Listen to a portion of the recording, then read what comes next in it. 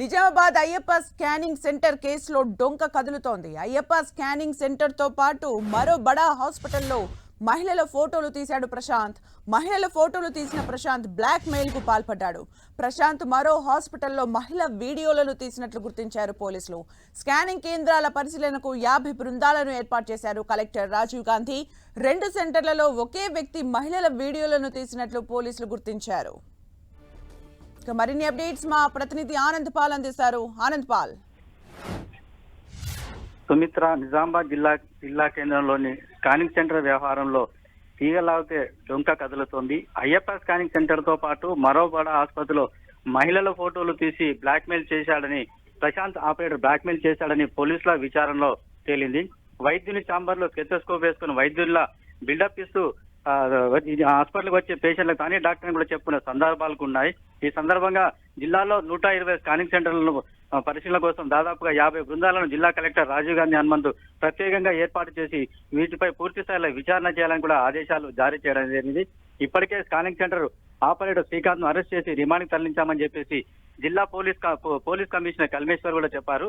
మా 10 రోజుల్లో సంజాయిషి ఇవ్వాలని చెప్పేసి స్కానింగ్ సెంటర్ కు కూడా జిల్లా వైద్య శాఖ అధికారులు నోటీసులు జారీ చేశారు. దీంతో జిల్లా వ్యాప్తంగా కానీ రాష్ట్ర వ్యాప్తంగా కానీ ఈ కేసు సంచలనంగా మారిందని కూడా చెప్పుకోవచ్చు.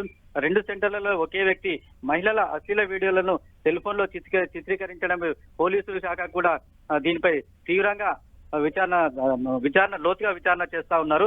మెడికల్ స్టాఫ్ కు మాత్రమే స్కానింగ్ సెంటర్ లోకి అనుమతించాలని, ఇతరులను ఎందుకు స్కానింగ్ సెంటర్ లోకి అనుమతిస్తున్నారని చెప్పేసి కూడా నిజామాబాద్ పోలీస్ కమిషనర్ ఆగ్రహం వ్యక్తం చేశారు. అయితే ప్రస్తుతం మటుకు ఈ స్థాయిలో పూర్తిగా దర్యాప్తు చేయాలని చెప్పేసి కూడా పోలీస్ కమిషనర్ ఆదేశించడం జరిగింది. అంతేకాకుండా జిల్లా వైద్య శాఖ అధికారి కూడా దీనిపై ప్రత్యేక దృష్టి కేంద్రీకరించి అసలు స్కానింగ్ సెంటర్ల పరిస్థితి ఏ విధంగా ఉంది, అక్కడ మహిళల భద్రత ఏ విధంగా ఉందన్న కోణంలో కూడా వాళ్ళు కూడా విచారణ కోసం 4 మహిళా బృందాలను కూడా ఏర్పాటు చేయడం జరిగింది. సుమిత్ర, అంటే ఆనంద్ పాల్, ప్రశాంత్ విషయం వెలుగులోకి వచ్చిన తర్వాత ఇలాంటి కేసెస్ ఏమైనా నమోదయ్యాయా? మహిళలు స్వచ్ఛందంగా వచ్చి ఫిర్యాదులు ఏమైనా చేశారా?